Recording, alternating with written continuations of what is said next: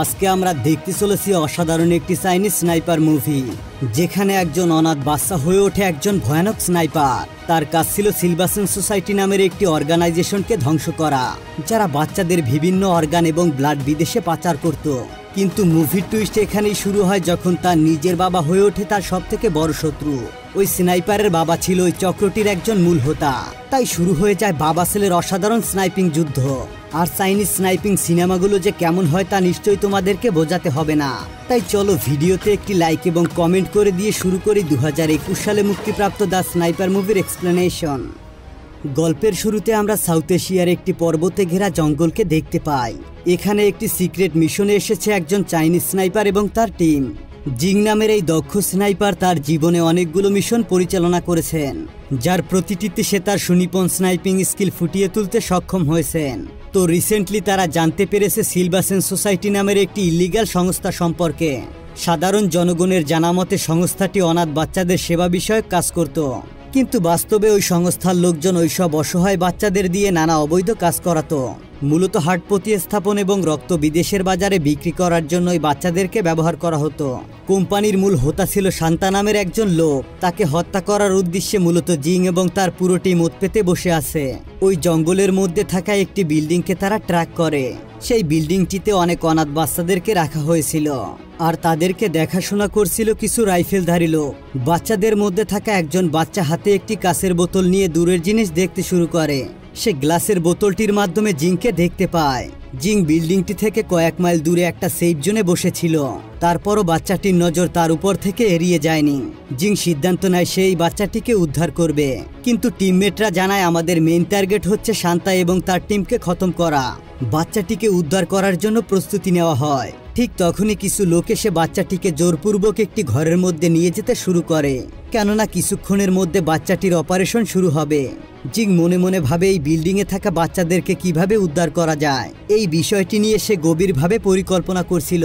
তখনই সেখানে শান্তা এবং তার দলবল উপস্থিত হয়। টিমমেটরা ভাবতে থাকে কোনোভাবেই যেন তাদের মিশন ফেল না হয়ে যায়। শান্তা যখন গাড়ি থেকে বের হচ্ছিল তখন সে পুরোপুরি জিংয়ের স্নাইপারের টার্গেটে ছিল। ইচ্ছে করলেই জিং শান্তাকে খতম করতে পারত, কিন্তু জিং তার স্নাইপারের নিশানা বদল করে। সে শান্তাকে মারার পরিবর্তে অপারেশনের রুমে থাকা ডাক্তারের হাতে নিশানা করে গুলি করে দেয়। বন্দুকের গুলি করার সাথে সাথে ফিল্ডিংয়ে থাকা গার্ডদের সাথে জিংয়ের সেনা সদস্যের তুমুল যুদ্ধ লেগে যায়। পরিস্থিতি বুঝতে পেরে কোনো রকমে শান্তা গাড়িতে ওঠার চেষ্টা করে। তখনই সোলজারদের মধ্যে কেউ একজন তার গায়ে গুলি করে দেয়। গুলিটি এসে সোজা শান্তার কাঁধে লাগে। এ যাত্রায় সে প্রাণে বেঁচে যায়। ভয়ঙ্কর সেই লড়াইয়ে বিল্ডিংয়ে থাকা অনেক বাচ্চারাই মারা যায়, কারণ শান্তার লোকেরা সোলজারদেরকে টার্গেট না করে এলোপাথারিভাবে গুলি করতে থাকে। জিংয়ের টিম কিছু বাচ্চাদেরকে উদ্ধার করতে সক্ষম হয়।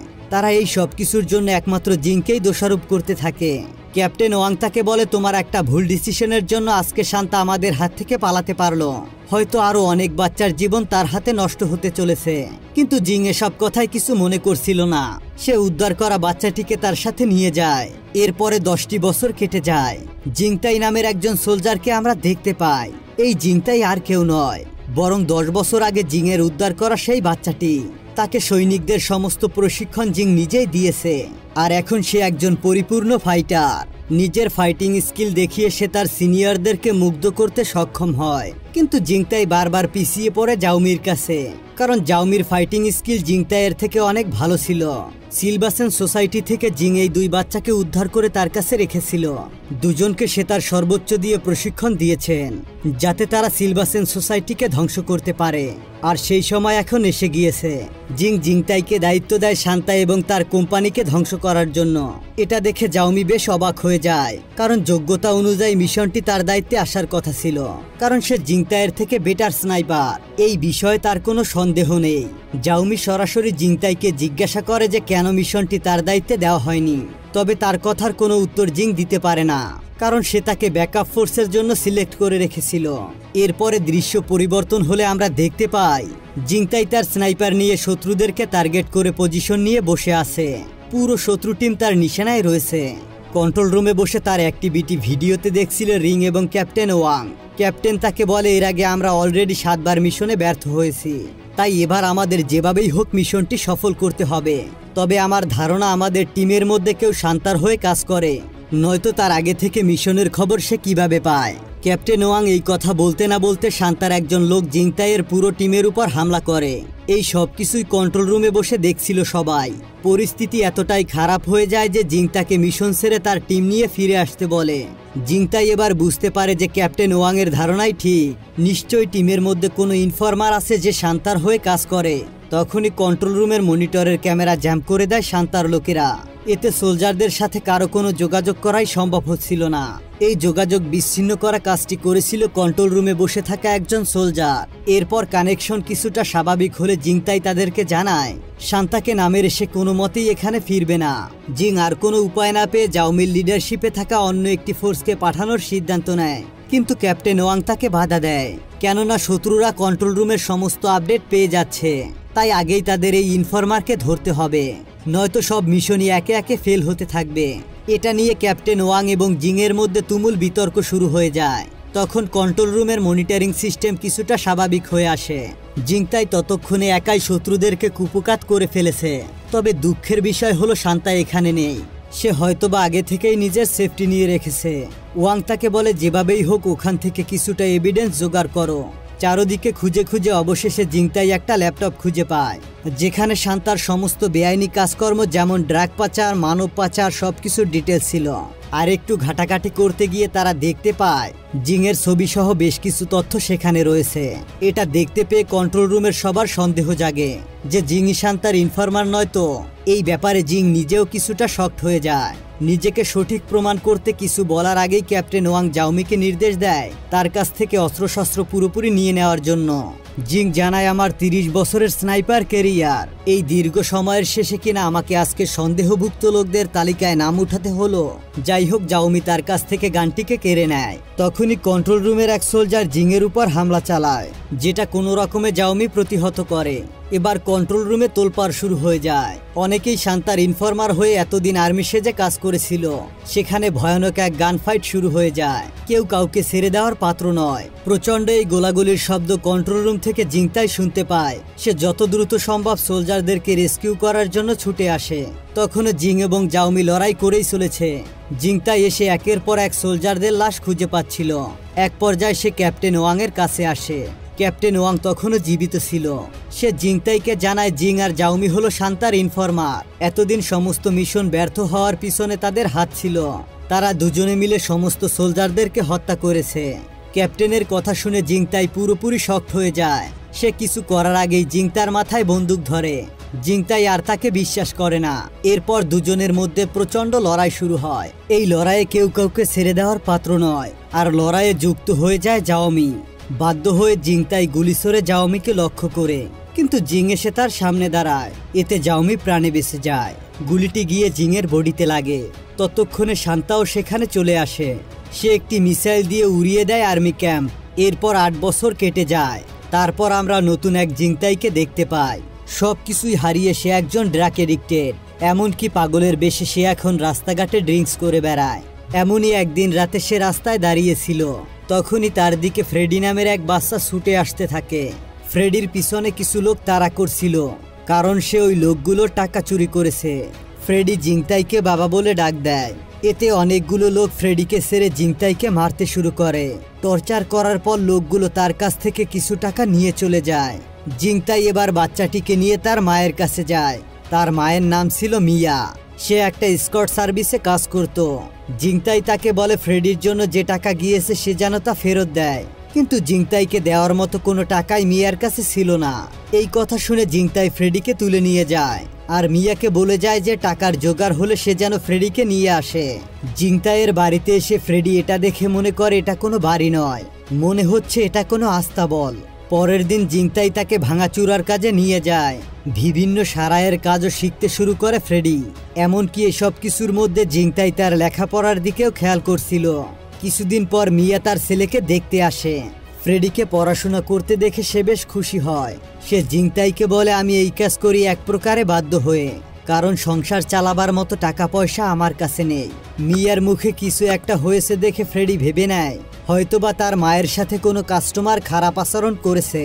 তাই জিংতাইয়ের কাছ থেকে কিছু টাকা নিয়ে এসে সে তার মাকে দিয়ে বলে আপাতত মা তুমি কিছুদিন কাজ বন্ধ রাখো, সুস্থ হলে আবারও কাজে যেও। রাতে মিয়া এবং জিংতাই যখন ডিনারে ব্যস্ত ছিল তখন ফ্রেডি ঘরে খোঁজাখুঁজি করতে করতে একটা লুকানো বক্স খুঁজে পায়। সে দেখতে পায় এখানে নানা ধরনের অস্ত্র সাজানো আছে, সাথে সাথে এখানে একটা স্নাইপারও রয়েছে। ঠিক তখনই সেখানে জিংতাই চলে আসে। ফ্রেডি তাকে জিজ্ঞাসা করে তুমি পুলিশ নাকি অন্য কিছু। জিংতাই তার কোনো কথার উত্তর না দিয়ে ফ্রেডিকে নিয়ে সেখান থেকে চলে যায়। পরের দৃশ্যে আমরা একটি সুসজ্জিত বিল্ডিংকে দেখতে পাই, যেখানে একজন বয়স্ক লোক বসে খাবার খাচ্ছিল। আসলে এই বয়স্ক লোকটি আর কেউ নয়, বরং চাইনিজ স্নাইপার জিং। জাওমি সেখানে এসে তাকে জানায় একটা বাচ্চা ছেলের সন্ধান পাওয়া গিয়েছে, যা আপনার ব্লাড গ্রুপের সাথে ম্যাচ করে। এখন ঘটনা হলো 8 বছর আগে আমরা তো দেখেছিলাম জিংয়ের গায়ে গুলি লেগেছিল, তাহলে সে এখানে কিভাবে আসলো? এরপর আমাদেরকে ফ্ল্যাশব্যাকে দেখানো হয় সেই পুরনো ঘটনাটা। জিংয়ের গায়ে গুলি লাগার পর জাওমি তাকে ডাক্তারের কাছে নিয়ে গিয়েছিল। সে ডাক্তারকে একরকমের ভয় দেখিয়ে চিকিৎসা করতে বাধ্য করে। ডাক্তার সেই যাত্রায় কোনো রকম জিংয়ের জীবন বাঁচিয়ে নেয়, কিন্তু সে জাওমিকে বলে তার জীবনের ঝুঁকি রয়েছে। 2-3 বছরের মধ্যে তার হার্ট রিপ্লেস না করলে সে মারা যাবে। এমনিতে তার ব্লাড গ্রুপ খুবই রেয়ার, তাই তার বেঁচে থাকার সম্ভাবনা খুবই কম। তখনই সেখানে শান্তা তার দলবল নিয়ে হাজির হয়। সে জাওমিকে বলে এতদিন তোমার বস আমার সঙ্গে কাজ করেছে। শান্তার কাছ থেকে এই কথা শুনে জাওমি এবার বিশ্বাস করতে শুরু করে জিংই হলো আসলে শান্তার ইনফরমার। অর্থাৎ এর আগের কোনো ঘটনায় সে বিশ্বাস করেনি। সে মানতে পারেনি যে তার বাবার মতো লোকটাই আসল দোষী। এরপর সে জিংয়ের দিকে বন্দুক নিশানা করে। ফায়ার করার আগ মুহূর্তেই তার মনে পড়ে যায় এই লোকটাই তাকে সিলভাসন সোসাইটি থেকে উদ্ধার করেছিল। সে তাকে বাবার মতো আদর দিয়ে বড় করেছে। তাই জাওমি থেমে যায়। জাওমি তাকে বলে 30 সেকেন্ড সময়ের মধ্যে তুমি তোমার সিদ্ধান্ত নিয়ে নাও। জাওমি মনে মনে সিদ্ধান্ত নেয় শান্তাকে সে হত্যা করবে। আক্রমণের সাথে সাথে শান্তার লোকেরা জাওমির পায়ে গুলি করে। আর তখনই সেখানে এন্ট্রি হয় লং নামের এক যোদ্ধা, যার ফাইটিং স্কিলগুলো সত্যি দেখার মতো। যখন জাওমি বেঁচে থাকার আশা ছেড়ে দিয়েছিল তখনই লং এসে তাকে বাঁচিয়ে নেয়। আর জিংও এখন শান্তার সমস্ত বিজনেস টেক ওভার করে নিয়েছে। জাওমি আর লং এখন তার অ্যাসিস্ট্যান্ট হিসাবে কাজ করে। আমরা এবার বর্তমান সময়ে ফ্রেডি এবং জিংতাইকে দেখি। ফ্রেডি কোথা থেকে যেন জিংতাইয়ের জন্য খাবার পানি এবং টাকা নিয়ে এসেছে। জিংতাই ভাবে হয়তোবা সে আবারও খাবার পানি চুরি করেছে, তাই ফ্রেডি এসে বাড়ি থেকে তাকে বের করে দেয়। তারপর হঠাৎ করে সে খেয়াল করে ফ্রেডির হাতে রক্তের দাগ, অর্থাৎ রক্ত বিক্রি করে সে সব এনেছে। এই কথাটা মনে আসতে জিংতাই ফ্রেডিকে ফিরিয়ে নিতে বাইরে আসে, কিন্তু ততক্ষণে লং এর একজন লোক বাচ্চাটিকে তুলে নিয়েছে। জিংতাই অনেক চেষ্টা করেও বাচ্চাটিকে বাঁচাতে পারে না। তারা ফ্রেডিকে নিয়ে চলে যায়। কোনো উপায় না পেয়ে জিংতাই ব্লাড সেন্টারে চলে আসে। ডাক্তারের কাছে সে ফ্রেডির ব্লাড রিপোর্টের ডিটেলস চায়। ডাক্তার প্রথমে জিংতাইয়ের কথার কোনো গুরুত্ব দিচ্ছিল না। এরপর জিংতাই তাকে মারধর শুরু করলে সে ফ্রেডির ফাইলটা দিতে বাধ্য হয়। ফাইলটা পড়ে জিংতাই বুঝতে পারে বাচ্চাটার ব্লাড রেস্কিউ অর্গানাইজেশনে পাঠানো হয়েছে। পরের দিন জিংতাই অর্গানাইজেশনের লোকদের পোশাক পরে ভিতরে প্রবেশ করে। সেখানে ঢুকে সে অবাক হয়ে দেখতে পায় এখানে সারি সারি লাশ পড়ে আছে। এরপর সে ফ্রেডিকে খুঁজতে থাকে, কিন্তু সে ফ্রেডিকে কোথাও খুঁজে পায় না।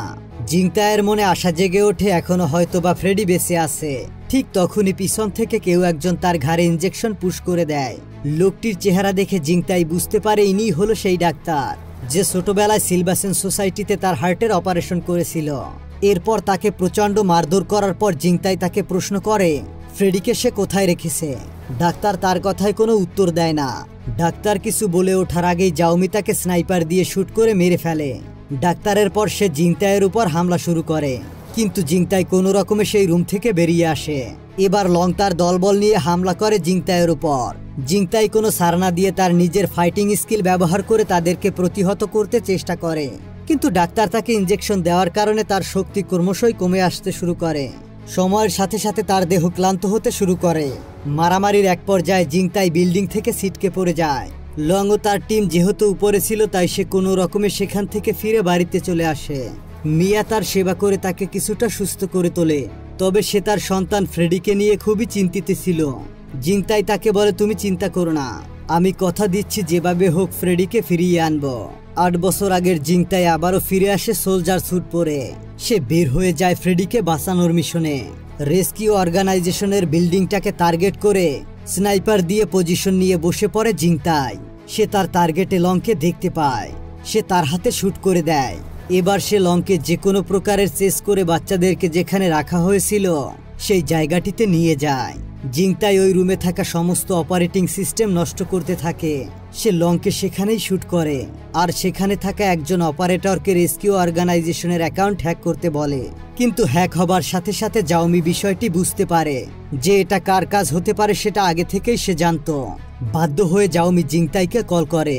সে জিংতাইকে টাকার লোভ দেখায়, কিন্তু জিংতাই বলে আমি টাকার জন্য এইসব করি না, তবে আমি তোমাকে একটা অফার দিচ্ছি, তুমি যদি ফ্রেডিকে ফিরিয়ে দাও তবে আমি তোমাদের অর্গানাইজেশনের হ্যাক করা সমস্ত ইল্লিগাল কাজের তথ্য ফিরিয়ে দেব। যেহেতু জাওমির কাছে আর কোনো অপশন ছিল না তাই সে জিংতাইয়ের কথায় রাজি হয়ে যায়। সে বলে দেখা করতে হলে তোমাকে সিটি বিল্ডিং এ আসতে হবে, আমি ফ্রেডিকে নিয়ে এখানে আসব। ফ্রেডিকে তাদের কাছ থেকে নিতে জিংতাই নয় বরং তার মা মিয়া এসেছে। এটা দেখে জাওমি প্রচন্ড রেগে যায়। সে কিছু রাউন্ড ওয়ার্নিং ফায়ার করে। জিংতাইকে বলে তুমি এক্ষুনি আমার সামনে আসবে, নয়তো আমি বাচ্চাটিকে এবং তার মাকে মেরে ফেলবো। কিন্তু জিংতাই তার কথায় রাজি হয় না। তাই রেগে গিয়ে জাওমি তার টিম মেম্বারদেরকে বলে ফ্রেডি এবং মিয়াকে হত্যা করতে। এরপর পুরো টিম তাদেরকে চারপাশ থেকে ঘিরে ফেলে, কিন্তু তাদেরকে স্পর্শ করার আগেই জিংতাই হিডেন প্লেস দিয়ে তার স্নাইপারের নিখুঁত নিশানায় সবগুলোকে এক এক করে মারতে থাকে। সুযোগ বুঝে ফ্রেডি এবং মিয়া পালাতে শুরু করে, কিন্তু তারা জাওমির হাতে ধরা পড়ে যায়। মিয়া ও ফ্রেডিকে ডাল বানিয়ে জাওমি জিংতাইকে দমিয়ে রাখতে চাইছিল। মিয়া এবং ফ্রেডি মাঝখানে থাকায় জিংতাই লক্ষ্য করে জাওমির দিকে শুট করতে পারছিল না। অবশেষে বুদ্ধি খাটিয়ে জিংতাই ফায়ার করে জাওমির বসে থাকা চেয়ারের পায়াতে, কিন্তু তার আগে জাওমির স্নাইপার থেকে একটা বুলেট সে ছুড়ে দিয়েছে জিংতাইয়ের দিকে। জাওমি বিল্ডিং এর উঁচু থেকে নিচে পড়ে যায়, এতে সে মারাত্মক জখম হয়ে মারা যায়। অন্যদিকে বুলেট প্রুফ জ্যাকেট থাকার কারণে বুলেট জিংতাইয়ের শরীর ভেদ করতে পারেনি, এতে সে প্রাণে বেঁচে যায়। এতক্ষণে সেখানে জিং চলে আসে। সে মিয়াকে হত্যা করে ফ্রেডিকে নিয়ে চলে যায়।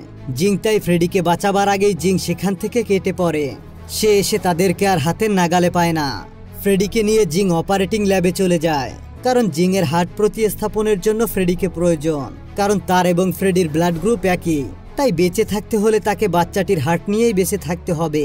অপারেশন শুরু হবার আগে সেখানে জিংতাই চলে আসে। জিং দেখে তার ল্যাবের দেয়ালে বুলেট এসে লাগছে, আর এটা অন্য কিছু নয়, দ্য গ্রেট স্নাইপার জিংতাইয়ের গানের বুলেট। সে রিমোট কন্ট্রোল স্নাইপারের মাধ্যমে ফায়ার করছিল যাতে জিং ও তার টিম লোকেশন খুঁজে না পায়।